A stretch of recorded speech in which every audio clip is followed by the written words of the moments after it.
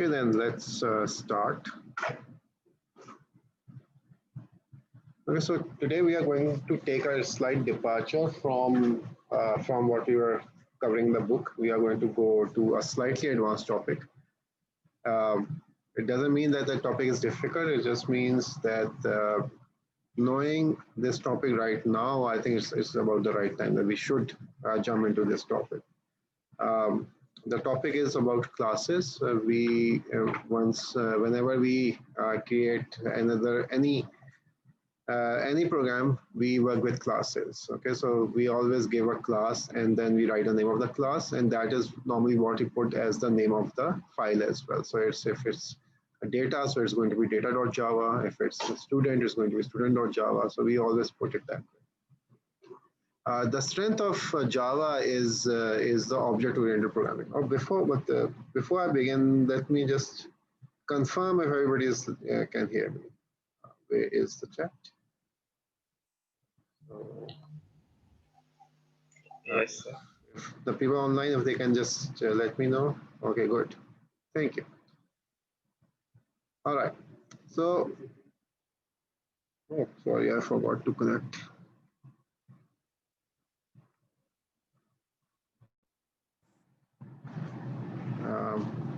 Okay. So we normally work with classes, and the strength of Java is that whenever we want to work, whenever we want to make a program, we always start with a class. Okay, and we distribute a program into a set of classes. So we put some code in one class, some more code in some other class, and some more code in some other class. So normally that is how we work in Java. Okay. Uh, then what happens is that you always have a main class, and sorry, you always have a main function, and whenever you start a program, you always start with that main function. Okay. What can happen is that multiple classes might have the main function. So what it depends is that from which class you have started the program. So for example, right now I have opened classes.java. There can be some other class in the same folder which also has the main function, but it's not going to run that main function. It's only going to run the main function of this class because I'm inside this class and I'm compiling this class. Okay, so this is how it will begin. Okay, so um, this is how normally we do programming. So if you want to, for example, we have this math library. So math library is basically a math class, right? So whenever you want to use some function, you first of all you write math, then you put a dot, and then you follow it with the name of the function. Okay, so dot is sort of like a level. It tells you about a level. Okay, so if you can access the file with the name of the class, then you put a dot and then you say, okay, now I want to use a certain variable or a certain function. So if you were asking a certain variable, so yes, you had math.py. So when you use the pi, that was a variable which had a certain pi value. So if you put a dot over there, so it converts, it helps you access a function or a variable of that class. So normally this is how it works. Okay. So currently, suppose this is the main function. So normally, this is normally how I start. If I'm going to write a program of a Java program, so first of all, I write the name of the class. I will give it any name. Right now, I'm given it classes. Then I will define the main function, and in the main function, I will always write this output statement just to check if everything is fine. So once this is done, I run it, and it gives me some output. So over here, it just says hi.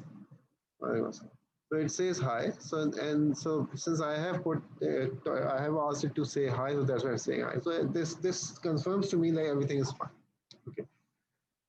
So once this is done, what I do is I go to file and I create a new file. And it says untitled, it just opens a new file. So I go to file and I save as. When I click on save as, so it's inside Java classes. And I change this into a Java file. So now you can see the classes.java, and I give it any name.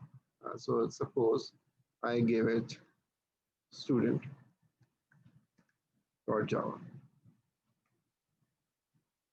Okay, so once I give a student.java, so it automatically creates this code. So it just tells me like, okay, since you are making a Java class and the name of the class is student, so if the name of the file is student.java, so the name of the class should be student.java. So that's what we have been doing so far. Okay, so so now we come to the actual student. Okay, so now whenever we talk about the student, a student has a few properties. When a student has a few properties and he has a few functions. So for example, tell me your properties. What are your properties? Okay, first semester student, anything else? ID number and name, of course, your name. Okay, gender, okay, and age. Program CS. Program CS, okay, that's fine. Okay, so these are all properties. Okay, so now we have to like think about like what are the properties that I require. Okay, so I'm writing a program. So do I need to know your addresses? Whatever the program I'm writing, will it require your addresses? Maybe yes, because if my program is the main part of my program is to send you letters. Okay, so for example, so you do some suppose you are involved in something, or maybe I have to send you transcripts. Okay, so then I want to create an automated system so that I can just tell this to generate transcripts. It will generate transcripts automatically. It will wrap the transcript and send the mail to all of your students. Okay, so that in that point I need to know your addresses. Now suppose if I'm going to take an attendance, at that point I don't require your addresses. All I require is your ID number and your name. Okay, so that's all I require. So whenever you are making a software, whenever you're making writing a program, you first of all have to decide what information will I require of whatever object I'm creating. Okay, so you have to think that way along those lines. Okay, so right now suppose I'm creating a student management system. Okay, and what I want to do is I want to know the name. I want to know the ID, and I want to know your percentage. What was your percentage in your high school? So that is the information I require. So these are the properties, and whenever you say a properties, these are also called attributes, and they are also called variables. Okay, normally when you're talking about classes, you're talking about properties or attributes. Okay, you either call them properties or you can either kind of call them attributes. Okay. So suppose since I want to have the name, so what is going to be the data type of the name? String. Okay, so I write string, and I write okay first name, first name. Okay. So okay, any theories? Why didn't I just write name? Why did I distribute it into first name and second name? Uh-huh.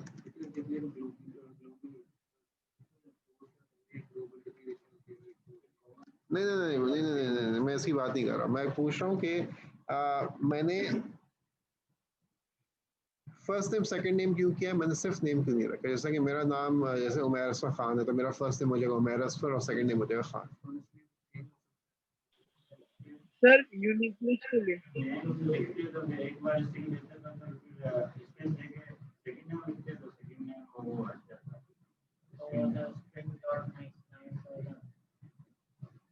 हो सकता था system online कैसे क्या किया था?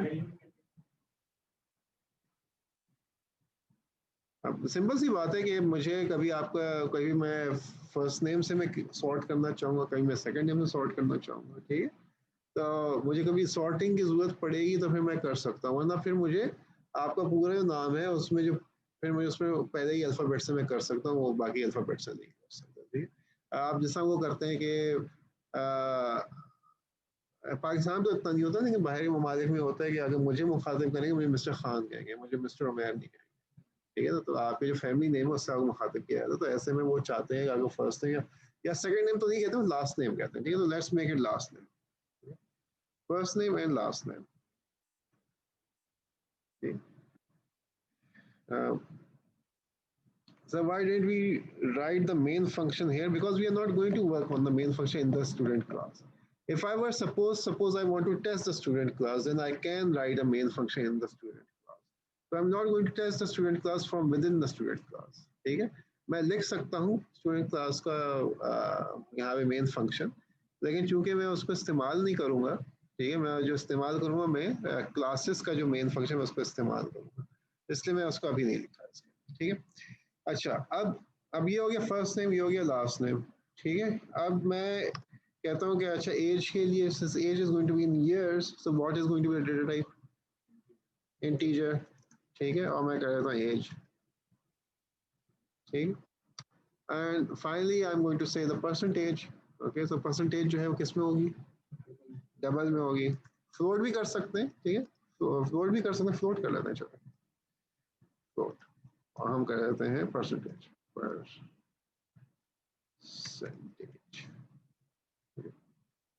अच्छा, अब आती है इंपॉर्टेंट बात ये है कि whenever you writing the attributes or a function in the class, they are automatically private, they are automatically private। इसका मतलब ये है कि ये क्लास इसको देख सकती है, इस क्लास से फंक्शन भी इसको देख सकते हैं, ठीक है? लेकिन कोई और क्लास इसको नहीं देख सकती, ठीक है? तो ये ऐसी बात है कि आपकी कोई चीज़ें बाकी प्राइवेट है वो आप ही इस्तेमाल करेंगे, और कोई और तभी इस्तेमाल करेंगे जब उसे पब्लिक करेंगे, ठीक है? आप आगे छलांग मारे, अभी आगे ना जाए, ठीक है? तो हर चीज़ जो है बाय डिफॉल्ट प्राइवेट होती है, ठीक? उसके बाद आप क्या कहते हैं? आप कहते हैं कोई चीज़ जो है मैंने किसी को देनी है तो वो पब्लिक हो जाती है, ठीक है? जैसा कि नॉर्मली आपका जो पेन होता है वो पब्लिक होता है, या पेन देना हो पेन चला जाता है, ये तो देखना है पब्लिक चीज़ है, ठीक है? ऐसा सोचो तो प्राइवेट होता है, लेकिन स्कूल्स में चलता है, ठीक है? पब्लिक हो जाता है एक तरह से कोई चीज़, ठीक है? अक्सर जो दोस्त की चीज़ें हैं वो भी एक तरह से पब्लिक ही हो जाती हैं, ठीक है? जब वो इस्तेमाल करें वो आप भी इस्तेमाल करें, ठीक? तो उसमें फिर आपको करना होता है, उसमें दोस्तों में लंच जो होता है प्राइवेट हो जाता है, लंच नहीं शेयर करते, ठीक है? तो मैं भी उनमें सारा लंच नहीं शेयर करता, तो वो मैं प्राइवेट चीज़ें थी, ठीक? तो बाय डिफॉल्ट क्लास में हर चीज़ जो है प्राइवेट होती है, ठीक है? तो फिर आपको उसको बताना पड़ता है क्या क्या चीज़ें प्राइवेट है, क्या क्या चीज़ें पब्लिक है, ठीक? इसी तरह अभी मैंने किसी को नहीं बताया कौन सी चीज़ प्राइवेट है कौन सी पब्लिक है, तो उसको करने के लिए I will write public, and this will make this attribute public, ठीक है? नेम आपका पब्लिक है, पब्लिक होता है, सबको पता होता है। एज नॉर्मली प्राइवेट होती है, लेकिन इस केस में पब्लिक रखेंगे, उसकी रीज़न है, ठीक है? और परसेंटेज भी नॉर्मल पब्लिक होती है। ये इन्फॉर्मेशन मुझे चाहिए जो कि मैं इस्तेमाल करूँगा, ठीक है? तो ये मुझे पब्लिक है, ठीक है?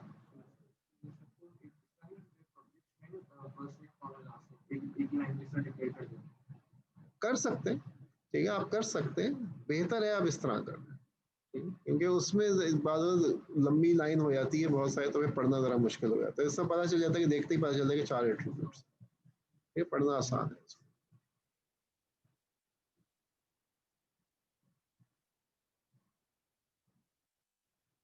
जो पब्लिक क्लास है ना, आपने लिखा है कि सर लेकिन पूरी क्लास तो पब्लिक थी, तो इंडिविजुअली क्यों पब्लिक, ठीक है? होता ही है कि सब मैथ डॉट आप पाई इस्तेमाल करते हैं, तो वो क्लास पब्लिक है, तो जब क्लास पब्लिक है तो मैं उसको एक्सेस कर सकता हूँ मैथ क्लास, तो क्लास ही प्राइवेट होगी तो मैं एक्सेस नहीं कर सकता, ठीक है ना? वो क्लास ही पब्लिक की है, तो उसकी वजह से ये पब्लिक हुआ हुआ है, ठीक है? तो अगर क्लास प्राइवेट है तो उसके जो एट्रीब्यूट्स हैं, तो किसी तरह से मुझे क्लास का एक्सेस मिल जाए तो मैं एट्रीब्यूट्स को मैं इस्तेमाल कर सकता हूँ, तो फिर वो कहते हैं कि अच्छा एक्सेस मिल गया, ठीक है? एट्रीब्यूट्स में इस्तेमाल करूं कि ना करूं, सही है?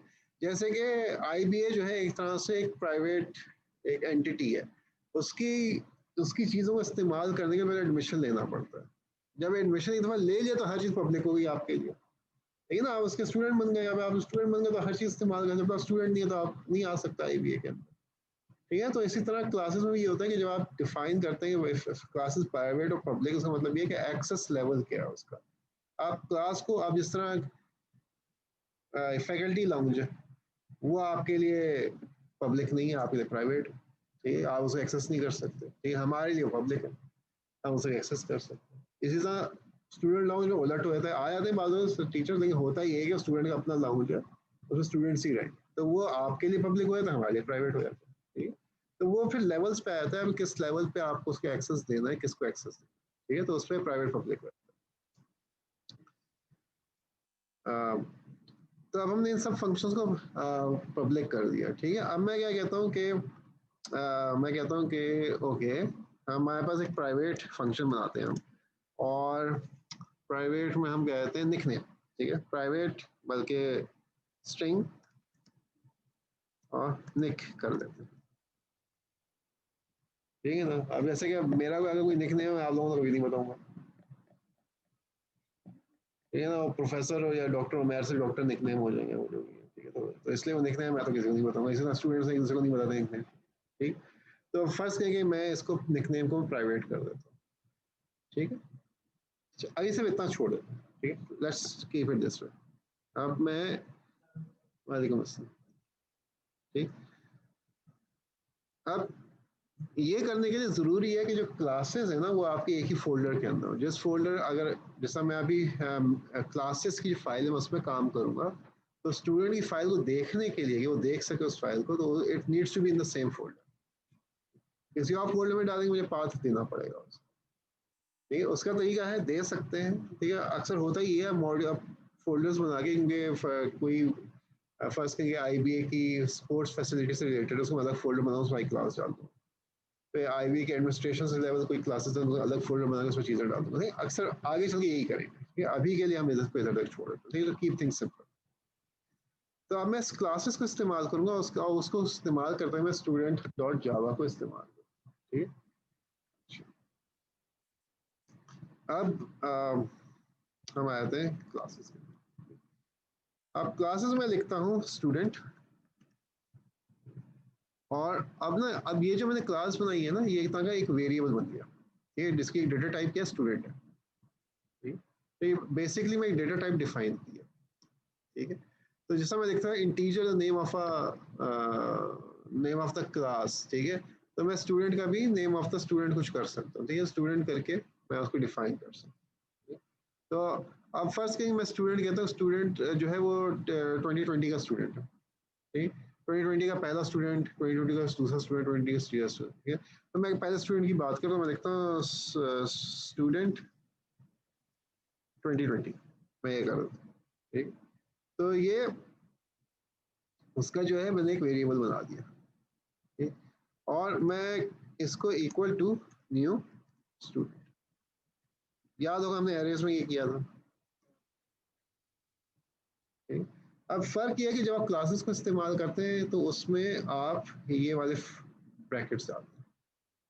क्यों डालते हैं मैं आपको बताऊंगा अभी थोड़ी देर में, ठीक। तो मैंने एक वेरिएबल डिक्लेयर किया स्टूडेंट, उसका नाम स्टूडेंट 2020 रखा, और उसका न्यू स्टूडेंट मैं उसको डिफाइन किया, ठीक है। तो मैंने एक क्लास है, और मैंने आपको बताया कि न्यू जब आप लिखते हैं मेमोरी एलोकेट हो जाती है। जब तक मेमोरी क्रिएट नहीं करेंगे तो प्रोग्राम बता रहा होता है कि ये वेरिएबल हम इस्तेमाल करेंगे, लेकिन ये कहाँ, ये जिस जगह पे लोकेटेड उसमें क्या वैल्यूज अभी हम नहीं बता रहे, हम बाद में बताएंगे, ठीक है। तो जब हम न्यू स्टूडेंट कर दिया उसने मेमोरी एलोकेट कर दी, इसका मतलब ये सारी वेरिएबल्स डिफाइन हो चुके हैं, उनके अंदर वैल्यूज अभी जीरो वैल्यूज हैं, ठीक है। अभी हम डिफाइन करेंगे, लेकिन मेमोरी एलोकेट हो चुकी है। जब भी हम न्यू लिखा मेमोरी एलोकेट हो, ठीक। अब मैं कहता हूँ कि स्टूडेंट, या नाम बड़ा लंबा कर दिया मैंने, ST कर देता हूँ। मैं कहता हूँ ST 2020 का जो फर्स्ट नेम है, खुद आ गया देखें, फर्स्ट नेम, ठीक है। वो मैं रख देता हूँ, कुछ भी कर दें, जमाल रख दें, ठीक। फिर ST 2020, इसका जो सेकंड नेम है, सेकंड लास्ट लास्ट, इसको मैं कर देता हूँ खान कर देता हूँ। फिर ST 2020 डॉट, नहीं डॉट डालता हूँ ना, तो देखिए क्या कर रहा है, फर्स्ट टाइम दिखा रहा है, लास्ट टाइम दिखा रहा है, एज दिखा रहा है, परसेंटेज दिखा रहा है, क्या चीज़ नहीं दिखा रहा, प्राइवेट वेरिएबल नहीं दिखा रहा, प्राइवेट वेरिएबल नहीं दिखा, बिकॉज इट्स प्राइवेट। वो कह रहा है कि वो आप सेट नहीं कर सकते, अभी चीज़ सेट कर सकते। अब वो जो प्राइवेट है उसके अंदर क्लास के डिफाइंड है, लेकिन सिर्फ उसका क्लास का एक्सेस है। तो कोई कहेगा तो मैं चाहूंगा तो मैं निकनेम आउट कर सकता हूँ, ठीक है। अगर वो खुद से एंटिटी चाहेगी, ठीक है ना, वरना अगर खुद से ना चाहे तो आप नहीं आउट कर सकते, ठीक है। तो जिस आपका निकनेम है नॉर्मली घर में इस्तेमाल होता है, तो वो आगा वेरिएबल जो घर वालों के लिए वो प्राइवेट नहीं होता, ठीक है, तो इसलिए वो सारे इस्तेमाल कि घर वालों को उसका एक्सेस हो, बाकी लोगों को नहीं होता। बाकी लोगों से उन्हीं को एक्सेस होता है किसी ने सुन लिया गलती से, या फिर किसी को आदमी ने खुद बता दिया, ठीक है, या फिर पेरेंट्स जो है वो केयर ही नहीं करते कोई नाम, ठीक है। तो एज आपने डिफाइन कर दी, मैं कर देता हूँ 7 कर देता हूँ, ठीक है, और मैं ST 2020 डॉट परसेंटेज, परसेंटेज आए तो इज इक्वल टू, फर्स्ट कहें कि मैं 98.4। अच्छा, जब भी आप फ्लोट में काम करें ना, ठीक है, तो जब भी आप परसेंटेज लिखें 98.4 लिखा आपने, तो ये बेसिकली डबल वैल्यू, ठीक है, इसको फ्लोट वैल्यू करने के लिए साथ में एफ लिखना पड़ता है, just to specify it's a float value size का। डबल जो है वो 8 बाइट्स लेगा, ठीक है, फ्लोट जो है 4 बाइट्स देगा। तो अगर आप डबल वैल्यू देंगे तो कंप्यूटर समझेगा कि आप डबल वैल्यू दे रहे हैं और आप स्टोर फ्लोट में कर रहे हैं, तो देयर इज अ पॉसिबिलिटी कि उसमें से जो वो है क्या कहेंगे प्रिसीजन, वो लूज हो जाएगी, आप पॉइंट्स लूज कर देंगे ना, क्योंकि आप बहुत डिटेल में नहीं लिख रहे, आप छोटा लिख रहे हैं। तो एज्यूम करेगा कि नंबर बहुत लंबा है, आप उसे फ्लोट में स्टोर करें, इट विल लीव सम, तो अक्सर चल जाता है, ठीक है ना, कंप्लेन करता है लेकिन अक्सर चल जाता है। तो आसान तरीका ये है कि 98.4 एफ आप लिख दें, तो एफ जो है उसको बताया था कि फ्लोट वैल्यू है, तो फिर वो तंग नहीं करता।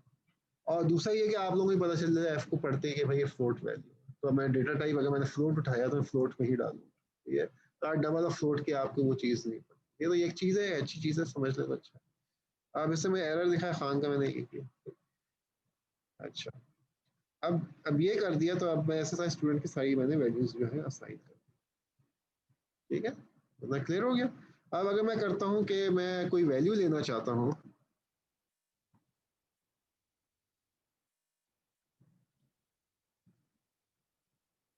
तो मैं देखूंगा ST 2020 डॉट, अब जो है फर्स्ट के फर्स्ट नेम चाहता हूँ, तो मैं फर्स्ट नेम यहाँ से सेलेक्ट करूँ, ठीक है।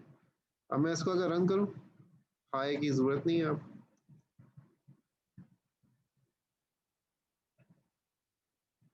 ठीक है, फर्स्ट नेम आ गया। तो हम जो डॉट ऑपरेटर इस्तेमाल करते हैं, हमने क्लास बनाई, क्लास बनाने के बाद हमने उसको एट्रीब्यूट्स दिया, कुछ प्राइवेट थे कुछ पब्लिक थे, जो पब्लिक थे उनका हमारे पास एक्सेस था, उनको हमने असाइन किया, ठीक है, और असाइन करने के बाद हमने उसका वो कर दिया, एक वैल्यू को आउटपुट करके देखा, सिंस इट्स पब्लिक तो उसने वैल्यू आउटपुट कर, ठीक है। अब आते हैं कि इसको, अच्छा, ये करने के बाद ये एक तो फायदा ये हुआ, आपने एरेस में देखा था, एरेस में आप एक ही टाइप का डेटा डाल सकते हैं, ठीक है, तो अगर आप किसी का भी डेटा डालेंगे तो आप एक स्ट्रिंग में डालेंगे, और स्ट्रिंग में आप खुद ही अज्यूम करेंगे अच्छा कौन सी वैल्यू में कहाँ से उठा, ठीक है, और फिर उसको आप कन्वर्ट करेंगे उसके डबल में या फ्लोट में या इंटीजर में या बूलियन में आप कन्वर्ट करेंगे स्ट्रिंग वैल्यू को। इसमें फ़ायदा ये है कि आप उसका डिफाइन कर दी प्रॉपर्टीज, कोई फ्लोट है, कोई डबल है, कोई स्ट्रिंग है, कोई इंटीजर है, वो आप एक एंटिटी के अंदर डाल दी तो वो सारी एट्रीब्यूट उसके लिंक हो जाए, ठीक है। फिर सिंपली आपने क्या करना है कि सिंपली उसका वेरिएबल डिक्लेयर कर दिया, ठीक, और वेरिएबल डिक्लेयर करने के बाद आपने उसमें वैल्यूज जो थी वो डाल दी। एफ स्ट्रिंग सेव नहीं होगा, नहीं एफ स्ट्रिंग सेव नहीं, एफ स्ट्रिंग 98.4 में एफ जो है, नहीं 98.4 का जो एफ है ना, वो it's not a string value, just to specify कि ये एक फ्लोट वैल्यू है, ये स्टोर नहीं करता है, ओके। अभी तक क्लियर आ रहा है, ठीक। अच्छा, अब इसमें हम फिर से क्लासेस के अंदर जाते हैं, सॉरी स्टूडेंट के अंदर जाते हैं, ठीक। अब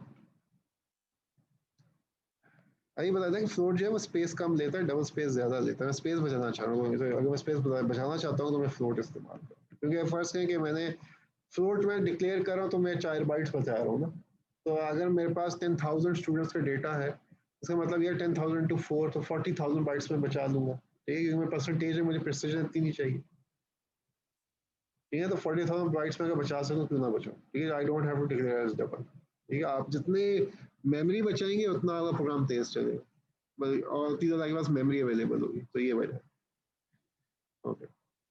अब जो एक प्रॉब्लम आ सकती है, ये आ सकती है कि एज जो है उसमें आप गलती कर सकते हैं एज डिफाइन करने में, ये आप 17 लिखना चाहते हैं, हम 7 लिख दिया। अब ऑब्वियसली यूनिवर्सिटी में 17 का होना चाहिए, 17 या उससे ज़्यादा का होना चाहिए, ठीक है। 7 का तो नहीं होगा कभी भी, तो ये चेक लगाना पड़ेगा कि कोई तरीका हो कि जो इनपुट है कोई गलत ना दे दे। सही। तो हम क्या करेंगे, उसके लिए हम एज को हम कर देंगे प्राइवेट, ठीक है। एज को हमने प्राइवेट कर दिया, तो इसका मतलब है कोई मैं डॉट ऑपरेटर करके मैं एज को इस्तेमाल नहीं कर सकता, ठीक है ना। पहले तो पब्लिक था, जैसा आप देखा निकनेम एक्सेस नहीं हो रहा था, इसी तरह एज को मैंने एक्सेस हटा दिया, क्योंकि मैं एज डॉट एज करके मैं 500 भी कर सकता हूँ, मैं -2 भी कर सकता हूँ, ठीक है। That is problematic. अक्सर यूनिवर्सिटी में क्या होता है, आप रखते हैं कि एक सेट कर देते हैं कि 16 साल या 16 साल एंड अबव जो है हम उसको कर लेंगे, ठीक है। तो वैसे होना तो ये चाहिए, एंड अबव होना चाहिए, कुछ जगहों पे उस पर भी लगा देते हैं कि नहीं नहीं नहीं हम 16 साल का लेंगे और 30 साल से कम का होना चाहिए। एक कोई पढ़ना चाह रहे पढ़ने, तो उसे नहीं हम 30 साल से पढ़ेंगे, तो वो बात कर देते हैं। लेकिन सपोज हम कहते हैं कि उसकी एज जो है ना अभी 16 साल या उससे ज़्यादा होनी चाहिए, तो उस वो करने के लिए हम क्या करेंगे कि हम एक फंक्शन डिफाइन करेंगे।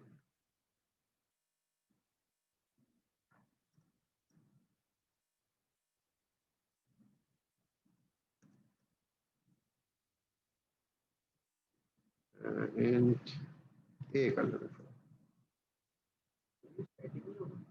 क्या स्टैटिक नहीं, स्टैटिक नहीं बना रहे हम, बताऊंगा आपको क्यों।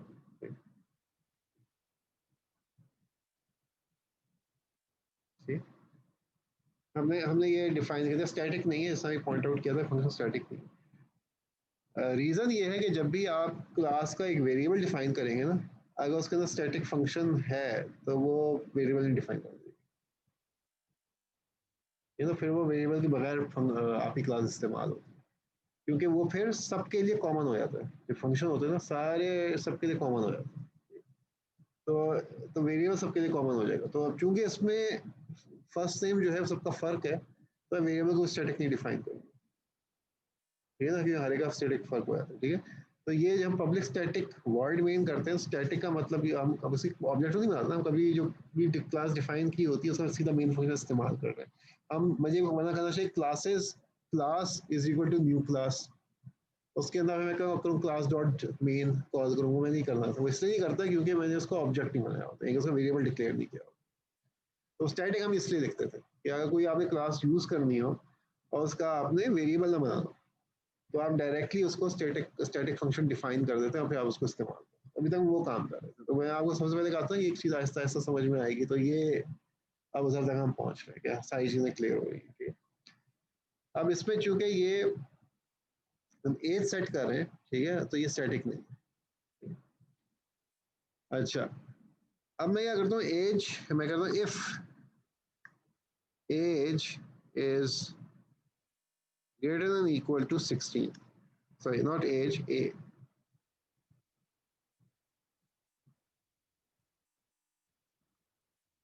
then मैं कहूँगा age is equal to a, ठीक है। तो यहाँ पे एज सेट कर देंगे। अब मसला ये आता है, मसला ये आता है कि अच्छा एज सेट तो करती है, अब देखेंगे कैसे फंक्शन प्राइवेट है, सही, जो वेरिएबल है प्राइवेट है, वो करने के लिए हम क्या करेंगे, हम सिंपली एक और फंक्शन डिफाइन कर देंगे, पब्लिक गेट एज,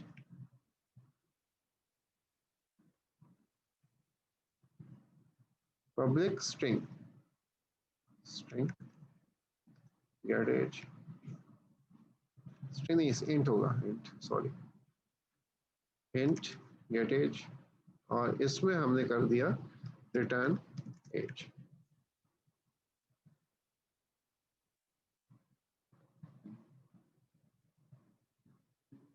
ठीक है। अब इसको अगर आप देखें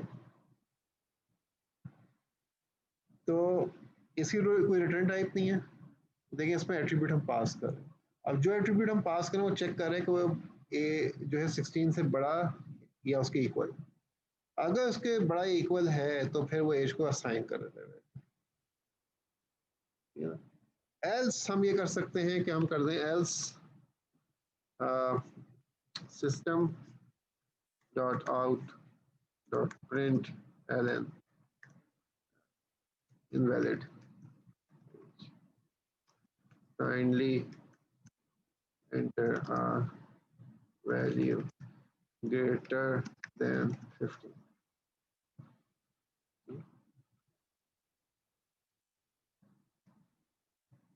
तो अब ऐसे में क्या होगा कि हम वैलिड एज देंगे तो असाइन कर देगा, नहीं कहेगा तो हमें एरर दे देगा कि भाई ये आपने कर दिया। तो अब ये एरर मिलने के बावजूद कोई ना माने, ठीक है, तो फिर हम क्या करें, एज को जीरो रखेगा, ये ऑटोमेटिकली एज को जीरो कर देता है। जब आप वेरिएबल डिक्लेयर करते हैं तो जावा से जीरो कर देती है।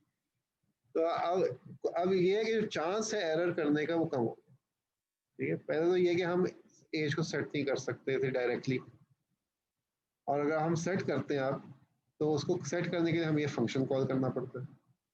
जब फंक्शन कॉल करते हैं जो वैल्यू पास करते हैं, जो वैल्यू पास करते हैं उसका असाइन करते हैं, लेकिन वो चेक करके असाइन करते हैं कि ये क्या है वैल्यू। और अब मुझे अगर वैल्यू मुझे सिर्फ रिट्रीव कर दी है तो मैं उसको डायरेक्टली डॉट करके रिट्रीव नहीं कर रहा, मैं एक और फंक्शन बना रहा हूँ, इसका नाम है गेट एज, और वो इंट रिटर्न कर रहा है, ठीक है। अब गेट एज में आप देखिए मैं कोई वैल्यू पास नहीं कर रहा, अगर कोई वैल्यू पास नहीं कर रहा इसका मतलब है गेट एज के जरिए से मैं वैल्यू चेंज नहीं कर सकता, it's only a read only value, I can only read from this, ठीक है। तो ये मुझे एक इंटीजर वैल्यू एज जो है रिटर्न कर देगा और मेरा काम हो गया, ठीक है। अब इसमें बाजू का जो प्रॉब्लम आ सकती है वो ये आ सकती है कि कोई प्रोडिजी है, बच्चा ही बहुत तेज है, 14 साल में पहुंचे यूनिवर्सिटी, ऐसे में ये जो आपने बनाया है ये काम करने ही देगा, ठीक है ना।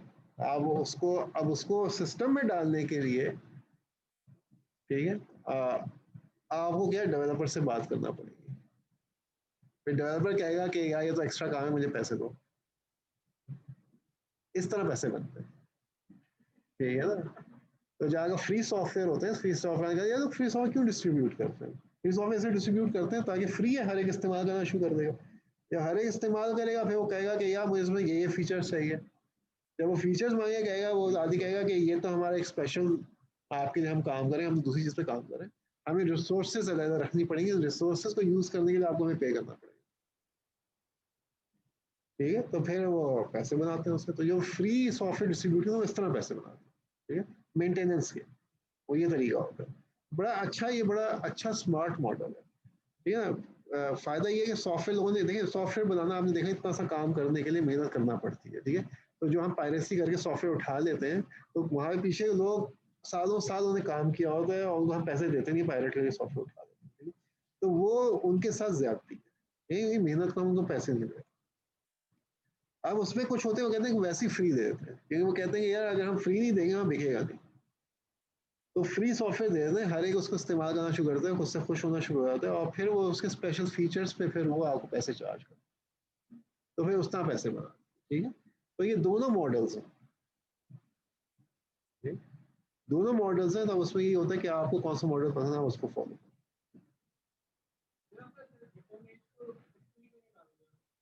किसमें।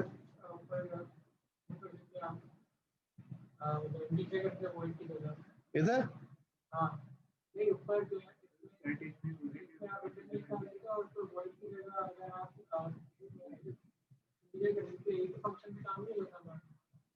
कि मैं एक ही फंक्शन में मैं वैल्यू भी सेट करूं और उससे वैल्यू रिटर्न भी करूं, तो फिर तो मुझे इसका मतलब ये है कि फिर मुझे जब भी मैं इसमें अच्छा ये कि फिर तो ये होगा ना कि फिर मुझे कि वो वैल्यू असाइन लगे तो मुझे कोई इंटेंशनली मुझे गलत वैल्यू देनी होगी ताकि वो ये काम ना करे। मैं वही कह रहा हूँ कि आपको फिर मुझे सेट एज कॉल करके मुझे इंटेंशनली गलत वैल्यू देनी पड़ेगी, क्योंकि गलत वैल्यू देने से वैल्यू असाइन नहीं होगी, वो मुझे एरर देगा और उसके बाद वैल्यू रिटर्न भी कर देगा, सही है। तो वो इट विल कॉज कंफ्यूजन, ठीक है। पहले तो ये कि नॉर्मली फंक्शन लिखते हैं ना, it's is suppose to do only one job only, दो काम ना करें, कोशिश ये आप करते हैं, ठीक है।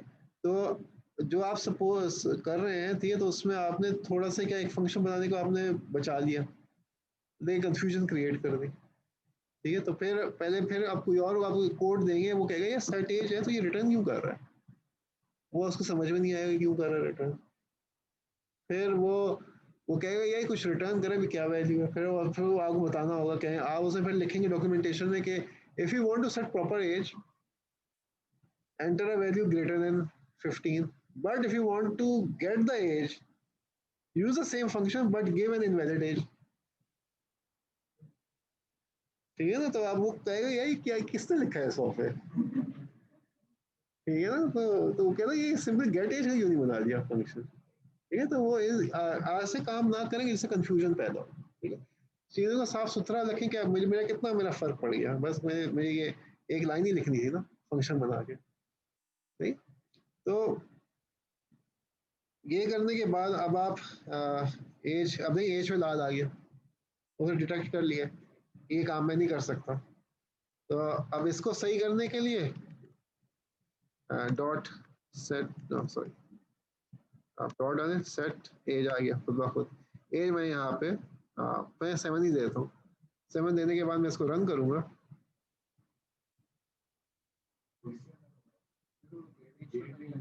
क्या नहीं, तो मैं सेट करने की कोशिश कर रहा हूँ। ठीक है, सेट कर रहा हूँ मैं, गेट नहीं कर रहा अभी। ठीक है, सेट एज किया तो इससे कहते हैं invalid age enter value greater than 50। ठीक है, मैं इसी को अब इसी सेट एज को मैं कर देता हूँ 17 कर देता हूँ, और मैं अब इसको रन करूँगा,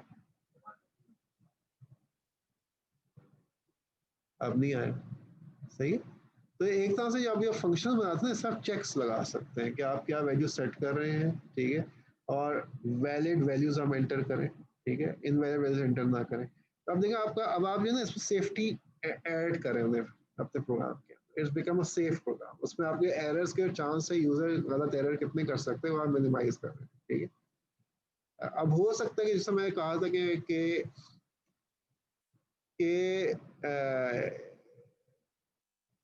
कोई प्रोडिजी है, a child is very very smart, he has done everything by the year of 14 years and you want to give him admission to the university। अब फर्स्ट ये जो प्रोग्राम आया था उसने इसका वही सोचा हुआ था कि ये भी हो सकता है, तो उसमें फिर वो इफ कंडीशन लगा देगा कि if age is less than 16, तो क्या करेगा, वो प्रॉम्प्ट करेगा, कहेगा कि may be you have enter invalid age, is the child a prodigy, press yes to continue, else enter a valid age. तो ऐसे फिर वो पहले से कोड में ये डाल देगा। ठीक, तो उसमें फिर वो तभी सिर्फ इफ आएगी सामने की जब आप वैल्यू कम डालेंगे, उसमें भी उसको चेक लगाना पड़ेगा कि वैल्यू जो है वो फिर भी किसी सर्टेन एज से ऊपर हो। 8 साल के बच्चे को तो यूनिवर्सिटी में नहीं डालना। तो वो फिर आपको लिमिट डिफाइन करनी पड़ेगी कि प्रोडिजी होता कितने का है, या फिर आप उसमें छोड़ देंगे, कह देंगे कि भाई वह जीरो ना हो, ऊपर हो कुछ। तो तो ये सारे डिसीजंस हैं, ये डिज़ाइन डिसीजंस हैं जो कि आप ले रहे होते हैं when you are writing software.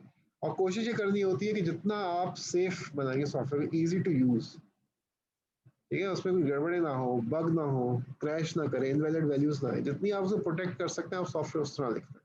ठीक है, तो आपने सब चीज़ें सोचनी होती है क्या क्या चीज़ें हो सकती है। सही है, तो होता है ये भी हो सकता है, हाँ ये भी हो सकता है, ये भी हो सकता है। जब वो सारी चीज़ें हो जाती हैं ना तो फिर बाद में ये होता है कि लिस्ट इतनी लंबी हो जाती है कि यार हमें तो इतनी काम जो था जो कि 20 लाइनों में हो सकता था, उन सब इवेंचुअलिटीज को करने के लिए आप ख्याल आता है कि ये तो फिर 200 लाइनें लगेंगी। फिर आप कहते हैं अच्छा मैं 200 लाइनें कितने टाइम में लिखूंगा, या 20 लाइनें कितने टाइम में लिखूंगा, मैं उससे पैसे कितने ले रहा हूँ, मैं पैसे 200 लाइनों के लिए ले रहा हूँ, पैसे 20 लाइनों के लिए ले रहा हूँ, और उसकी डिमांड क्या है। ठीक है, तो इसलिए आप नॉर्मली क्या करते हैं कि इससे पहले कि आप क्लाइंट को कोई कोटेशन दें, आप पहले बैठ के पूरा ये डिज़ाइन करते हैं सॉफ्टवेयर कि मुझे एक एक मॉड्यूल के ऊपर मुझे क्या क्या चीज़ें देनी होगी, फंक्शनलिटीज क्या क्या देनी होंगी, मेरा कितना टाइम लगेगा, अंदाजन आप पहली बार तो आपको ज़्यादा पता नहीं होता कि आपको एक्सपीरियंस से आपको अंदाजा हो जाता है कितना टाइम लगेगा। इतना टाइम लगेगा तो इस हिसाब से मेरा पर आवर जो बनता है वो मेरा अभी जो है वो $5 पर आवर बनता है, अगर मैं इतने पैसे कोट करूँ मुझे तो एक्सेप्टेबल नहीं, मैं कम से कम $10 पर आवर चाहिए, तो मुझे इसको प्राइस को मैं डबल दूँ। फिर आप वो कह के कोट कर देते हैं, फिर बार्गेनिंग होती है वगैरह, फिर आगे नहीं 8 से कम तो मैं नहीं मानूंगा, और फिर 8 पे आप उससे डिस्कस करके आप कर लो। ठीक है, अब उससे क्या होता है, अगर अब क्लाइंट को आपने सारे फीचर्स बता दिए, अब आगे आगे कहता है कि मुझे ये फीचर भी चाहिए, तो आप कह देंगे भाई ये तो एग्रीमेंट में नहीं था, अब ये एक्स्ट्रा है, इसके लिए एक्स्ट्रा पैसा होगा। इस तरह फिर बार्गेनिंग होती है, इस तरह फिर आप सॉफ्टवेयर बनाते हैं। आज चूज करना था कितनी फंक्शनलिटी देनी कितनी नहीं देनी। तो आप फंक्शनलिटी देने जाएँ तो बहुत ज़्यादा जो सॉफ्टवेयर है वो बहुत ज़्यादा उसमें चीज़ें आ जाती हैं, ठीक है। तो फिर आप सबको मैनेज करना, मेंटेन करना। जब भी आप सॉफ्टवेयर में कोई नई चीज़ डालेंगे, there is a chance the software will break. कोई चीज़ गड़बड़ हो सकती है, एक चीज़ को फिक्स करते करते दूसरी चीज़ खराब हो। कहते हैं कि डोंट फिक्स अनलेस ब्रोकन। टूटे तो फिक्स करो, जब तक टूटे नहीं तब तक उसे चलने दो, ठीक है। तो वो इसी वजह से होता है क्योंकि उसमें आपकी एफर्ट ज़्यादा लगती है, बनी बनाई चीज़ खराब भी हो सकती है। तो इतना समझ में आ गया क्लासेस का। अच्छा, अब क्वेश्चन आता है कि ब्रैकेट्स क्यों डाल देते हैं हम लोग? पिरामिड है?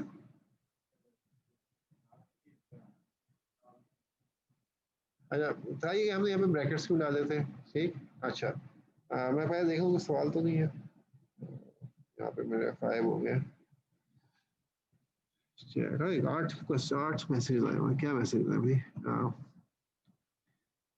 पहले देखें कि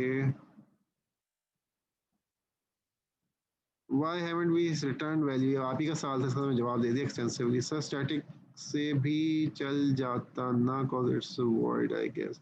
वो स्टैटिक से चल जाता अगर मैं उसका वेरिएबल नहीं बनाता। हाँ, so we can write int instead of void and अच्छा, int indicates the return type in getAge while void means no return। ये बात सही कही है सर। क्लासेस जावा में स्टूडेंट क्लास को इंपोर्ट नहीं कर सकते। इंपोर्ट करने की जरूरत नहीं है कि वो एक ही फोल्डर में पड़ी हुई है। ऐसा how did we link the two classes? I don't understand that part. वो इट ऑटोमेटिक जावा जो है खुद ब खुद फोल्डर के सर्च करती है कि उस फोल्डर में वो फाइल पड़ी हुई है। अगर उस फोल्डर फाइल नहीं पड़ी हुई तो फिर आपको इंपोर्ट करना पड़ता है एक और जगह से, या उसको पाथ देना पड़ता है, ठीक है। वरना वो सबसे पहले उस फोल्डर के अंदर फोल्डर में फाइल पड़ी हुई है तो वो कुछ नहीं पूछती, आराम से आपको इंपोर्ट कर देती है। We declare a new variable and then set to student string. अच्छा, अब पहले मैं इसको एक्सप्लेन कर दूं, फिर मैं स्टैटिक के ऊपर भी आऊँगा, ठीक। तो ये है स्टूडेंट हमने कर दिया, ठीक।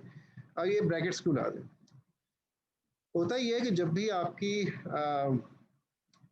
आपकी जो क्लास है ना, जब भी आप उसका वेरिएबल बनाते हैं तो हमेशा एक फंक्शन कॉल करते हैं, ठीक है। By default her class function call करते हैं। जब भी आप उसका वेरिएबल बनाइए, जैसे यहाँ में ST2020 बनाया मैंने वेरिएबल, और जहाँ मैंने न्यू इस्तेमाल किया, तो जब भी मैं ये लिखूंगा ना तो ये क्या करेगा, एक फंक्शन कॉल करेगा, ठीक है। तभी आपको ये देखें फंक्शन वाले यहाँ पे ब्रैकेट्स आए। और ये फंक्शन है क्या करता है, फंक्शन क्लास का ऑब्जेक्ट बनाता है, ऑब्जेक्ट बन गया उसको वो रिटर्न कर देता है। तो यहाँ पे फंक्शन कॉल सर हुआ, can उसने you repeat रिटर्न that? ये वाला पार्ट ऑब्जेक्ट। समझ नहीं आया। रिपीट कीजिएगा। I said can you repeat that? ये वाला पार्ट समझ नहीं आया। अच्छा, जब भी आप लिखते हैं ना न्यू स्टूडेंट, ठीक है, तो जैसा आप जब आप एरे बनाते थे तो न्यू करके आप डिफाइन करते Yes. थे, ठीक है। तो उसमें भी ना वो एक एरे रिटर्न करता था, एरे का ऑब्जेक्ट रिटर्न करता था। इसमें जब आप न्यू स्टूडेंट करते हैं क्लास का, जब भी आप ऑब्जेक्ट बनाएंगे, ठीक है, यानी वेरिएबल बनाएंगे, तो वो उसका एक फंक्शन कॉल होगा, ठीक है। उस फंक्शन को कहते हैं कंस्ट्रक्टर। बाय डिफॉल्ट उसका नाम होता है constructor, because is constructing a class. तो जब भी वो कंस्ट्रक्टर कॉल होता है यहाँ पे, तो वो क्लास को ऑब्जेक्ट रिटर्न कर देता है, वो रिटर्न करके इसके अंदर ST2020 हो जाता है, ठीक है। Okay. तो ये बेसिकली फंक्शन है। अच्छा, अगर फंक्शन है तो ये, अब आप कहेंगे कि सर आपने तो यहाँ पे फंक्शन बनाया ही नहीं, तो कहाँ से आ गया फंक्शन? ठीक है, आप हमें धोखा दे रहे, नहीं धोखा नहीं दे रहा। होता ये है कि बाय डिफॉल्ट अगर आप कंस्ट्रक्टर डिफाइन ना करें तो जावा खुद ब खुद कंस्ट्रक्टर क्रिएट कर देती है, ठीक है ना। आसानी रखी हुई, आपको डिफाइन करने की जरूरत नहीं, ठीक। तो अच्छा, फिर कंस्ट्रक्टर ऑटोमेटिकली हुआ तो फिर बनाई क्यों, ये क्वेश्चन आया था, ठीक। अब उसके भी रीजंस हैं। रीजंस ये है कि एक तो ये है कि आप जैसी वेरिएबल बनाएंगे उस वक्त आप वैल्यू सेट कर सकते हैं, ठीक। दूसरा ये है कि जावा जो है आपको फंक्शनैलिटी देती है कि आप यूं करके एज सेट कर दो, ठीक है। लेकिन अक्सर लोग इसको प्रेफर नहीं करते। वो क्या करते हैं, वो करते हैं स्टूडेंट, ठीक। और कंस्ट्रक्टर डिफाइन कर देते हैं। ठीक, अब आप देखें कि यहाँ पे मैंने पब्लिक, हाँ पब्लिक को देना होगा, पब्लिक मेरे ख्याल में। अब देखेंगे मैंने इसको कोई रिटर्न टाइप नहीं दी है, कंस्ट्रक्टर में आप रिटर्न टाइप्स नहीं देते क्योंकि रिटर्न टाइप जो क्लास इटसेल्फ है। ठीक, और इसमें आप लिख सकते हैं age is equal to first में 10। तो since I am constructing a class, तो इसमें मैं कोई डिफॉल्ट वैल्यूज देना चाहता हूँ तो बाय डिफॉल्ट वो वैल्यूज मैं यहाँ पे दे सकता हूँ कंस्ट्रक्टर। ठीक, तो वरना क्या होता है कि डिफॉल्ट वैल्यू यहाँ पे ऑटोमेटिकली सबकी जो है वो 0 हो जाएगी या नल हो जाएगी। इसमें मैं कोई ना पहले से डिफॉल्ट वैल्यू में डिफाइन कर सकता हूँ, तो इसलिए फिर मैं कंस्ट्रक्टर को इस्तेमाल करता हूँ, मैं कंस्ट्रक्टर को डिफाइन करूँगा। अब फर्स्ट करें आप चाहते थे कि अच्छा जब मैं वेरिएबल डिक्लेयर करूँ ना तो सारे जो वेरिएबल्स जितने भी स्टूडेंट्स बनेंगे उनकी एज 10 होनी चाहिए। फर्स्ट करें आप ये कहना चाहते हैं, उसके लिए मैं क्या करूँगा कि मैं ये है डिफॉल्ट कंस्ट्रक्टर, फिर मैं इसको ओवरलोड करूँगा। फंक्शन ओवरलोडिंग याद है? ठीक है, तो फंक्शन ओवरलोडिंग वाली भी कंस्ट्रक्टर चूंकि एक फंक्शन है तो उसको हम ओवरलोड कर सकते हैं। तो आप देखें सेम फंक्शन है तो इसने गड़बड़ कर दी कि ये तो एक ही फंक्शन डिफाइन करने बार बार, तो मैं इसको ओवरलोड कर दूंगा, इंट ए कर देता हूँ और एज इज इक्वल टू ए कर देता हूँ। ठीक, अब इसका मतलब कि क्योंकि यहाँ मैंने पैरामीटर डिफाइन कर दिया, तो अगर मैं वेरिएबल डिक्लेयर करूँ और उसमें मैं पैरामीटर ना दूँ तो ये कंस्ट्रक्टर कॉल हो जाएगा। अगर मैं वेरिएबल डिक्लेयर करूँ और उसमें मैं पैरामीटर दूँ तो फिर ये कंस्ट्रक्टर कॉल हो जाएगा। ठीक, तो ओके सर। अब हम क्लासेस में आते हैं, तो देखें यहाँ पे मैंने स्टूडेंट लिखा हुआ है, इट्स हैप्पी। ठीक, अब मैं स्टूडेंट को मैं कर देता हूँ 15। ठीक, 15 कर देता हूँ तो क्या होगा कि स्टूडेंट के अंदर ये वैल्यू को यहाँ पे 15 कर देगा। अब मसला क्या है? मसला ये है कि हमने चेक ही नहीं किया कि 15 क्यों नहीं असाइन कर दी। ठीक है, तो दोनों चेक करना चाहिए था। अब एक तरीका तो ये है कि वो चेक में इधर लगाऊं, दूसरा तरीका क्या है कि मैं कर दूं सेट एज और इसमें मैं 15 पास कर, ये 15 नहीं, ए पास कर, तो ये काम मेरे लिए खुद ब खुद कर लेगा ये फंक्शन। सही है, तो आप फंक्शन का दूसरा फंक्शन इस्तेमाल करिए, फंक्शन मैंने पहले से डिफाइन किया हुआ।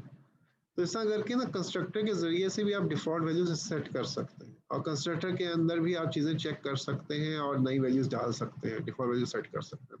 तो इनको कहते हैं कंस्ट्रक्टर्स। ठीक है, तो जब भी आपकी क्लास कॉल होती है, मैंने क्लास आपकी तब भी कॉल होती है जब भी आप उसका वेरिएबल बनाएंगे। यहाँ मैंने वेरिएबल बनाया, न्यू स्टूडेंट किया, जो भी वैल्यू है वो इसको असाइन कर देगा। ठीक है, और फिर ये सेट ये 17 करें बाद में, तो इसको अगर हम रन करें तो पहले इनवैलिड एज कर दी लेकिन बाद में से वैल्यू उसने 17 सेट कर दिया। ठीक है, तो इस तरह हम इसको सर बोल ये सकते क्या कहते हैं, सेट एज वाला फंक्शन आपने कहाँ डिफाइन किया? स्टूडेंट के अंदर ये देखें, ये अच्छा, इससे फर्क नहीं पड़ता कि हम फंक्शन कॉल करने के बाद डिफाइन करें या पहले? हाँ, मैंने आपको बताया था कि जावा इसका ख्याल नहीं रखती। ठीक है, जावा कहती है कहीं भी differ, as long as it's part of the class it's fine. Okay. Normally होता ही है कि जो आपने फंक्शन में कोई कॉलिंग फंक्शन है तो जिस फंक्शन को कॉल करें वो ज़्यादातर कोशिश ये करते हैं कि वो उस फंक्शन से पहले डिफाइन हो।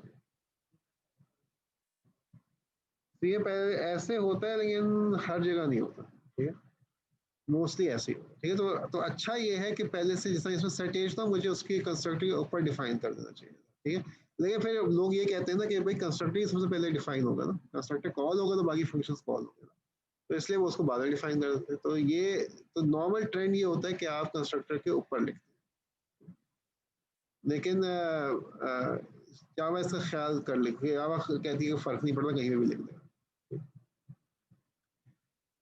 ठीक, इतना क्लियर हो गया? अच्छा, ये लेक्चर ज़्यादा सा इंपॉर्टेंट है, ज़्यादा सा लंबा है। ठीक है, ताकि मैं इसके दरमियान डिफ्रेंशिएट कर सकें क्या है ना क्या फर्क है। अब ये करने के बाद हम करते हैं फाइल, करते हैं न्यू क्लास बनाते हैं। मैं कोई चीज़ भूल तो नहीं बताने से? I don't think. ठीक है, और मैं करता हूँ फाइल सेव एज, मैं इसका नाम देता हूँ गॉसिप।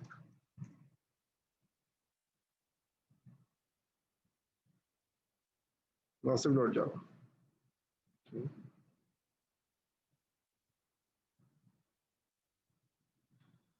अच्छा, अब गॉसिप क्या करेगी कि ये बातें बताएगी मुझे, इस क्लास का ये काम है, गॉसिप करेगी ना, बातें बताएगी। ठीक, तो मैं अब इसको ना गॉसिप के लिए मैं इस्तेमाल करूंगा इस क्लास को। ठीक, अब मैं क्या कहूँगा, मैं कहूँगा कि public static void say string data, तो system dot out dot print ln,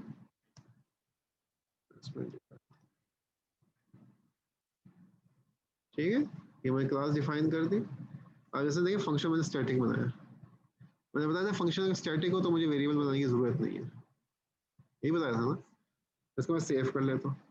अब मैं क्लासेस में आता हूँ और यहाँ पे मैं ये लिखने के बजाय मैं कहता हूँ गॉसिप डॉट से, मुझे कोई एरर नहीं दे रहा, सही है। अब देखिए यहाँ पे मैंने पहले क्लास का नाम लिखा, उसके बाद डॉट से लिखा, ठीक है। इस क्लास का ये फंक्शन कॉल करो, इधर मैंने एक दफ़ा वेरिएबल बना दिया तो मैं क्लास का नाम नहीं लिख रहा, मैं उस वेरिएबल का नाम लिख रहा हूँ, क्योंकि वेरिएबल में मेमोरी पड़ी हुई है, ठीक है। तो मैं कह रहा हूँ उस मेमोरी लोकेशन से चीज़ें उठाओ। यहाँ पे सिंपली मैं कह रहा हूँ कि उस फंक्शन को कॉल करना, ठीक है। तो you can create classes which has some functionality, ठीक है, लेकिन मैं उसको ऑब्जेक्ट बनाने की जरूरत नहीं है। तो मैं उस ऑब्जेक्ट को, उस फंक्शन को स्टैटिक डिफाइन कर दूंगा और उनको एज इट इज यूज करना शुरू कर। तो आप इससे क्या पता मैथ ही क्लास है, उसके सारे फंक्शन है, क्या डिफाइंड है वो, मैथ डॉट साइन कर रहे थे, मैथ डॉट राउंड कर रहे थे, सारे सारे स्टैटिक थे, ठीक है ना। ये आप पहले क्लास का नाम लिखते थे, आप मैथ का वेरिएबल नहीं बनाते थे, आप नाम लिखते थे और फिर आप उसका फंक्शन कॉल करते। इसका मतलब ये इसका ऑब्जेक्ट नहीं बनाते थे, ऑब्जेक्ट नहीं बनाते तो आप फंक्शन को एज इट इज इस्तेमाल करते थे। सर स्कैनर ये स्टैटिक नहीं गॉसिप वाले है, उसके स्कैनर अंदर अगर तो स्टैटिक नहीं है तो फर्स्ट उसका नेम ऑब्जेक्ट आ ही बनाना नहीं रहा। पड़ता है, ठीक है। तो अब आपको समझ में आ रहा है ना ये चीज़ें किस तरह चल रही है, ठीक है। तो अब पहले मैं कहता कि जावा जो है शुरू में बहुत सारी चीज़ें छुपा देती है, ठीक है, आहिस्ता आहिस्ता वो रिवील होती है। तो आहिस्ता आहिस्ता मोर और लेस सब जितना भी हम काम कर रहे हैं तो सारा सारा रिवील हो गया आज के लेक्चर के बाद हम क्यों कर रहे हैं, ठीक है। तो इसलिए हम सर एक कर, सेकेंड, गॉसिप वाले टैब पे रह गए, एक चीज देखनी है। सर यहाँ पे फर्स्ट नेम तो है ही नहीं, तो फिर हम गॉसिप को कॉल करते हुए हम फर्स्ट नेम कैसे प्रिंट कर रहे हैं क्लासेस डॉट हम जावा इसे के अंदर? क्योंकि बताता हूँ आपको, देखिए गॉसिप क्या एक्सेप्ट करता है, स्ट्रिंग एक्सेप्ट करता है ना, स्ट्रिंग एक्सेप्ट करता है ना। जी और सर। इधर हमने वेरिएबल जो है वो ST2020 का बनाया हुआ है, तो हम कह रहे हैं ST2020 के अंदर फर्स्ट नेम वो हमें दो। अब फर्स्ट नेम क्या है, स्ट्रिंग है, तो हमने इसको स्ट्रिंग पास कर दिया, स्ट्रिंग दिखा दिया। लेकिन सर इससे हुआ क्या, समझ नहीं आया ये वाला पार्ट, ये लाइन 12 में जो लिखा हुआ है ना ये। अच्छा, इसको यूँ देख लेते हैं,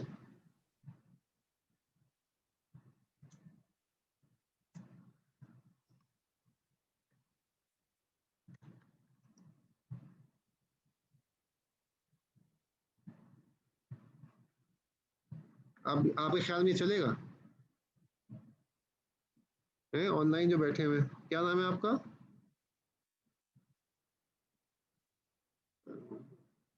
अच्छा, नाम नहीं बताना चाहते, चलिए नाम बताएं। आपको आप समझ में आ रहा है कि ये क्या है, ये काम करेगा कि नहीं करेगा?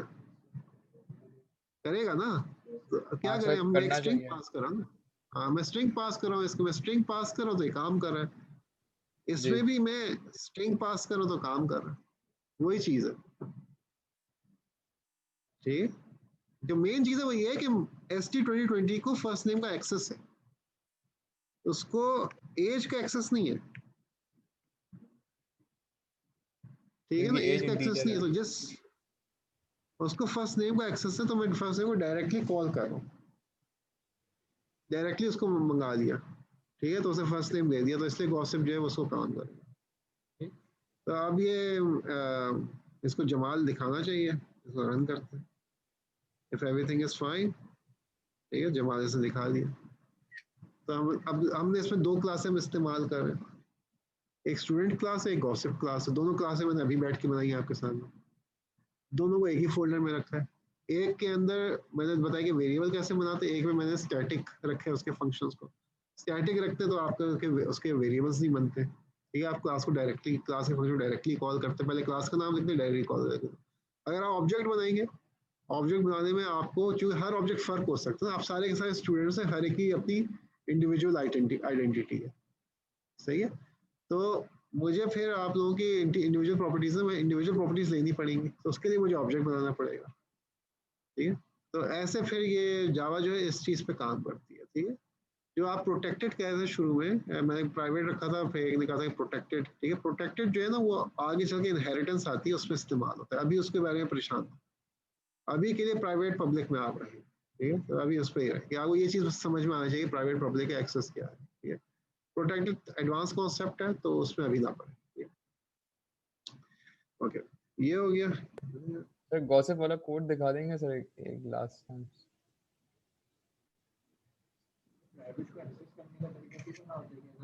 Thank you sir.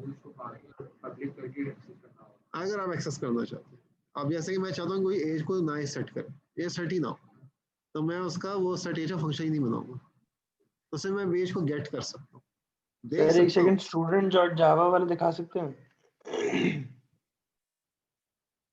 अगर सेटिंग पे हम डालेंगे तो मतलब एज के अंदर जो भी वैल्यू होगी वो दिखा देगा, मतलब उसको चेंज नहीं कर पाएंगे, वो रीड ओनली देगा। वो भी तब होगा कि मैं गेट एज रखूंगा, गेट एज में हटा दूं, मैं कर नहीं सर सकता ऊपर ऐसा। की तरफ।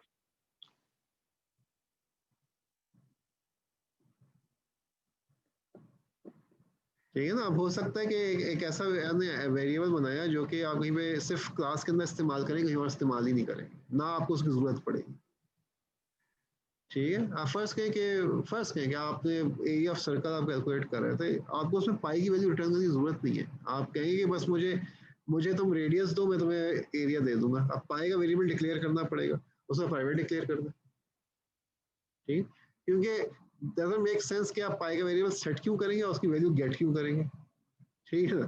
तो ऐसे में वो एक प्राइवेट वेरिएबल पाई का बना दिया, वो आप इसमें इस्तेमाल करेंगे और क्लास कहीं पे दिखाएगी नहीं कि मैंने पाई की वैल्यू किसने कर दी, तो उसमें आप उसको प्राइवेट रखेंगे।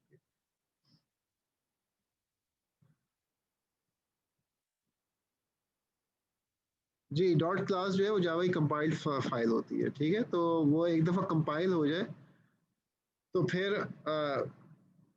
फिर वो जो कंपाइल्ड हुई फाइल है वो इस्तेमाल होगी। उसमें जो चांस हो सकता है वो ये हो सकता है कि आपने कोई नई फंक्शनलिटी बनाई है, उसकी डॉट क्लास फाइल नहीं बनाई, तो नई फंक्शनलिटी आप इस्तेमाल नहीं कर सकेंगे, तो हमेशा उसे कंपाइल करना पड़ेगा, डॉट क्लास फाइल बनानी पड़ेगी कि वो उसकी जो है, जो होते हैं वर्जन्स का फ़र्क आता है ना, वो यही होता है कि आपके वर्जन्स जो होते हैं कि एक पुरानी कंपाइल्ड फाइल पड़ी होती है, अगर वैसे सॉफ्टवेयर अपडेट हो गया होता है, वो कंपाइल्ड फाइल जो है वो अपडेट नहीं हुई होती, ठीक है। तो बाद में होता है ना, आप सॉफ्टवेयर अपडेट करें तो कह देता है कि फलाना जो मॉड्यूल कंपैटिबल नहीं रहा इसके साथ, बस वही होता है, पुराना जो पुराना मॉड्यूल होता है वो पुरानी सॉफ्टवेयर के साथ कम्युनिकेट कर रहा होता है, कि क्लास जो फाइल होती है पुरानी कंपाइल होती है, या सॉफ्टवेयर चेंज हो जाता है तो वो जो इन्फॉर्मेशन भेज रहे हो कहीं नई तरीके से भेजना शुरू करता है, वो क्लास जो होती है वो दूसरे तरीके से एक्सेप्ट करी होती है, तो फिर वो कहता है कि कंपाइल्ड फॉर्म है, कि वर्जन का फर्क है, उससे प्रॉब्लम है।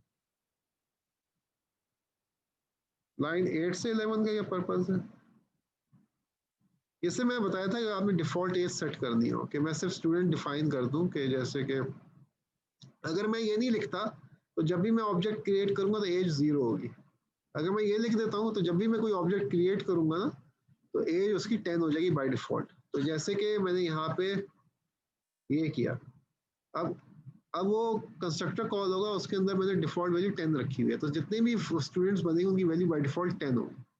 अगर मैं ये नहीं लिखता तो जितने भी स्टूडेंट्स अब बनेंगे उनकी वैल्यू बाय डिफॉल्ट 0 हो जाएगी, ठीक है। तो अगर मैं कोई डिफॉल्ट वैल्यू सेट करना चाहता हूँ तो उसके लिए मैं ये कर सकता हूँ। अच्छा, अब फाइनली एक और चीज़, जो फाइनल चीज़ है वो आखिरी आज की चीज़, ठीक है। मौका मिला मैं आपको और कोड भी दिखाऊंगा, ठीक है। वो ये है कि फर्स्ट के मैंने एज लिखा यहाँ पे एज, और सेट एज कर दिया, नहीं है इंट एज,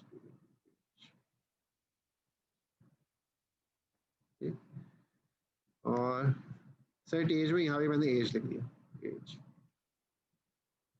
यहाँ पे भी एज कर दिया, यहाँ पे एज कर दिया। अब कौन मैं किस एज की बात कर रहा हूँ, मैं एज जो है इसका अपना एट्रीब्यूट है, मैं उसकी बात कर रहा हूँ, यहाँ पे ये जो पास हो इसकी बात कर रहा हूँ। ये कंफ्यूजन अब क्या करेंगे, ठीक है। उसने यहाँ पे बता भी दिया है, उसने रेड नहीं दिया लेकिन उसने येलो दे दिया कि कोई मसला है, ठीक है। तो अब एक वेरिएबल को, क्लास के वेरिएबल को फंक्शन के वेरिएबल से डिस्ट्रीब्यूट के सेपरेट करने के लिए, ठीक है, इन्होंने एक ना पॉइंटर दिया हुआ है। पॉइंटर ये होता है क्लास का पॉइंटर अपनी तरफ पॉइंट कर रहा होता है, इट्स पॉइंटिंग टुवर्ड इटसेल्फ, ठीक। तो आप लिख देते हैं दिस दिस का मतलब है क्लास इटसेल्फ, उसका जो एज है, तो उसका जो एट्रीब्यूट है वो, तो ये इस लोकल एट्रीब्यूट की बात नहीं कर रहा, ठीक है। जो इसका अपना एट्रीब्यूट है उसकी बात कर रहा है, तो वो करने के लिए आप ये कर सकते हैं, ठीक है। तो सर ये अगर दिस फर्स्ट करें कि कर रहा है, ये फिर बताएं सर। क्लास जो अपनी तरफ पॉइंट कर रही होती है, बता रही होती है, दिस का मतलब है class itself, it's not talking about the function.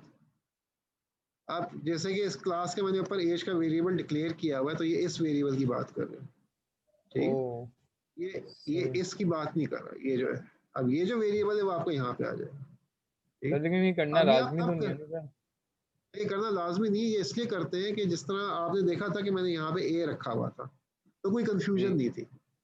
देखो जी कुछ लोगों सर। को ये बुरा लगता है, वो कहते हैं कि जो मैं वेरिएबल पास कर रहा हूँ उसका प्रॉपर नेम होना चाहिए। मैं क्या पास करूँ, मैं एज पास करूँ, तो मैं चूंकि एज पास करूँ तो मैं उसका नाम एज रखूंगा, लेकिन ये मुझे उसके साथ कॉन्फ्लिक्ट करता है क्योंकि उसका भी नाम एज ही है। तो इसमें और उसमें डिफ्रेंशिएट करने के लिए मैं उसमें दिस डॉट लगा दूँ, ठीक है। ये आप लोगों को इसलिए बता रहा हूँ कि ये आगे चल के आएगा, कई जगहों पे दिस करके आएगा, तो उसमें आपको पता होना चाहिए कि दोनों में फर्क है, ठीक। तो इस तरह आप इन दोनों में डिफ्रेंशिएट कर सकते हैं, ठीक है। अब जल्दी से मैं आप लोगों को जो कोड मैंने बनाया था, जो मैंने अपलोड भी किया हुआ है, सेव कर, वो आपको दिखा देता हूँ।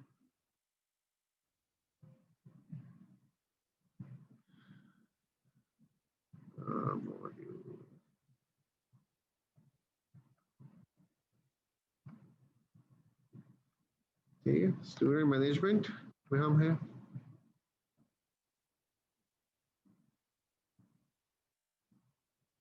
ठीक। स्टूडेंट मैंने डिफाइन किया, student, new student, first name Talal दे दिया, लास्ट नेम अहमद दे दिया, स्टूडेंट को शो क्या कर रहा है, उसका सारा इन्फॉर्मेशन शो कर रहा है, ठीक है। अभी आपको दिखा दूंगा आपको, सेट एज में एज सेट कर रहा हूँ, ठीक है। गॉसिप से वही चीज़ है जो मैं करी थी, ठीक? लेकिन ये इंपॉर्टेंट चीज़ है, इंट नम 3, मैं नम डिफाइन दिया, स्टूडेंट क्या बन रही है, तो जो मैंने ऑब्जेक्ट से जो उसका एरे बना दिया, यानी कि स्टूडेंट क्लास का मैंने पूरा एरे बना दिया, ठीक है। इसी को न्यू स्टूडेंट, और आप देखेंगे न्यू स्टूडेंट में देखिए मैं एरे बनाया, इसमें वो कर्ली ब्रैकेट्स नहीं है, तो मैं एक एरे बना रहा हूँ। अच्छा, अब आता है कैसे कर्ली ब्रैकेट्स नहीं, कर्ली ब्रैकेट्स कहाँ पे आएंगे, ठीक है, पैरेंथेसिस कहाँ पे आएंगे, ठीक है, वो आपके इधर आएंगे। मैं फॉर लूप लाया, स्कैनर कॉल किया, माय स्टूडेंट आई, जो 0 है उसका पहले ऑब्जेक्ट बनाओ, तो ये आपको डिफाइन करता है कि एरे बनेगा। ये आपको डिफाइन करता है कि जहाँ जो एरे बनेगा, जिस लोकेशन में पॉइंट कर रहा है आई, उस लोकेशन पे ऑब्जेक्ट क्रिएट करो। ये नहीं करेंगे तो वो आपको गड़बड़ कर देगा, ठीक है। तो ये जैसी इंपॉर्टेंट चीज़ है, ये ख्याल रखना है, ठीक है। तो सर ये हर बच्चे की एज अभी 10 कर देगा? हर बच्चे के लिए आपको अलग ऑब्जेक्ट बनाएगा, तो आपका एक एरे बन रहा है, एरे जो है वो स्टूडेंट का एरे है, फिर स्टूडेंट का जो एरे है क्योंकि एक ऑब्जेक्ट है तो आपको उसकी मेमोरी एलोकेट करनी पड़ेगी, मेमोरी एलोकेट की वो हमने इधर से कर दी, उसके बाद हमने उसके अंदर सारी वैल्यूज डाल दी, ठीक है। वो स्कैन लाइन नेक्स्ट लाइन कर करके सारी वैल्यूज ले,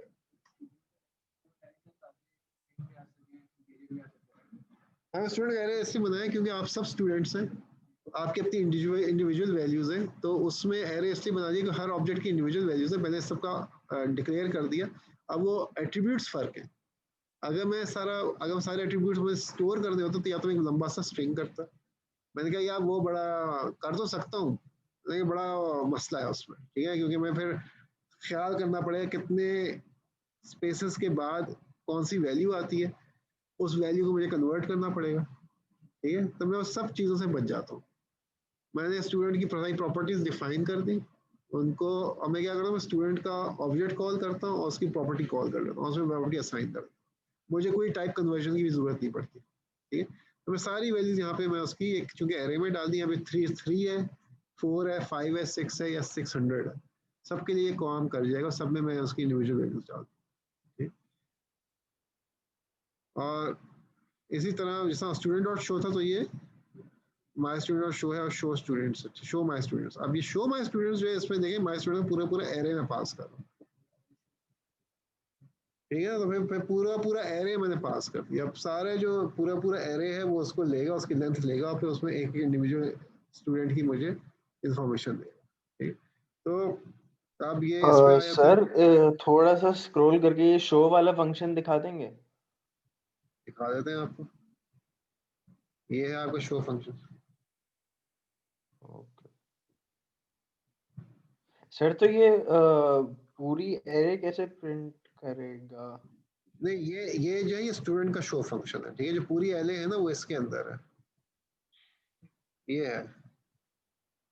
ये पूरा मैंने स्टूडेंट का एरे पास किया, और मैंने कहा कि जो डेटा डॉट लेंथ, जो इसकी डेटा आ रहा है उसकी लेंथ लो, और फिर डेटा आई डॉट शो। इधर एक और शो का फंक्शन है। हाँ, ये तो स्टूडेंट का शो फंक्शन है ना, ये स्टूडेंट का शो फंक्शन है, ये मेन का शो फंक्शन, ओके ठीक है। तो मैं कह रहा हूँ कि सारे स्टूडेंट का एरे लो और उसके अंदर हर स्टूडेंट का मुझे डेटा शो कर दो, तो ये इसके इस्तेमाल हो रहा है, ठीक है। अब तो इससे हमें क्या पता, हमने एरे पे काम किया था वो इसमें इस्तेमाल हो रहा है, ठीक है। हमने जो मुख्तलिफ डेटा टाइप्स थी उस पर किया था वो इसमें शो यूज़ हो रहा है। हमें स्टैटिक का पता चल गया, स्टैटिक कैसे काम करते हैं, हमें ये पता चल गया ऑब्जेक्ट्स कैसे बनते हैं, ठीक है। हमें ये पता चल गया हम मुख्तलिफ फंक्शंस कैसे बनाते हैं, कैसे उनको इस्तेमाल करते हैं। हमें ये पता चल गया प्राइवेट पब्लिक हम क्यों किया करते थे, ठीक है। तो एक तरह से ये जो लेक्चर है, एक तरह से अभी तक हम जितना काम कर रहे थे सबको ये सा ये है, ऐसे कहते हैं कि जैसे कहते हैं कि he spoke with his mouth full, ये मुंह भरा हुआ बोल रहा है, ठीक है। ये उस तरह का लेक्चर है कि बस सब कुछ ठूसा हुआ है उसके, ठीक है। तो ये लेक्चर इंपॉर्टेंट है। तो इससे हमें जो अभी तक हम सब कुछ कर रहे थे ना, वो आहिस्ता आहिस्ता अब आपको नजर आ रहा होगा कि एरेज कहाँ पे इस्तेमाल हो रहे हैं, कैसे इस्तेमाल हो रहे हैं, स्टैटिक फंक्शन कैसे इस्तेमाल हो रहा है, ठीक है। आप मुख्तलिफ फंक्शंस क्यों बनाए, यहाँ प्राइवेट क्यों रखते हैं, पब्लिक क्यों रखते हैं, ठीक है। वो सब चीज़ें इसके अंदर आ रही हैं। तो इसलिए ये लेक्चर जो था ये काफ़ी इम्पोर्टेंट। अभी अपलोड नहीं करूँगा, तो जो लोग सर ये वाली क्लास सर वाकई में मुश्किल थी सर, इसका अपलोड कर दीजिएगा सर। वो नहीं ये वो तो भी समझने इसलिए में अपलोड मुश्किल हो नहीं, रही उसका है रीज़न है ना, उसका रीज़न है, अभी मैं चेक कर लेता हूँ कितने सर। लोग ये बैठे हैं। इस क्लास का एक्सेप्शन कर देना सर, ये समझने में इतना, इसको भी इतना 28 टाइम है, लग देखो रहा है सर। 28 सर, बैठे हाँ हैं, इसकी अपलोड 28 कर देंगे, बहुत मुश्किल है। रुक सर जाए, बाद में खुद से नहीं हो पाता सर। मैं आपको म्यूट कर दूँ जो कर जाए। अभी 28 ऊपर है, 29 30 31 32 33 34 35 36 37 38 39 40। मुझे बताना चाहिए ना, और मेरे को अच्छा हाँ बताया था। ठीक है 41, चलो मैं इसको कर दूंगा अपलोड, ठीक है। कि स्ट्रेंथ कुछ बेहतर हुई है क्लास की, वरना तो आ ही नहीं रहे थे एक्चुअली। क्या अनाउंसमेंट, क्या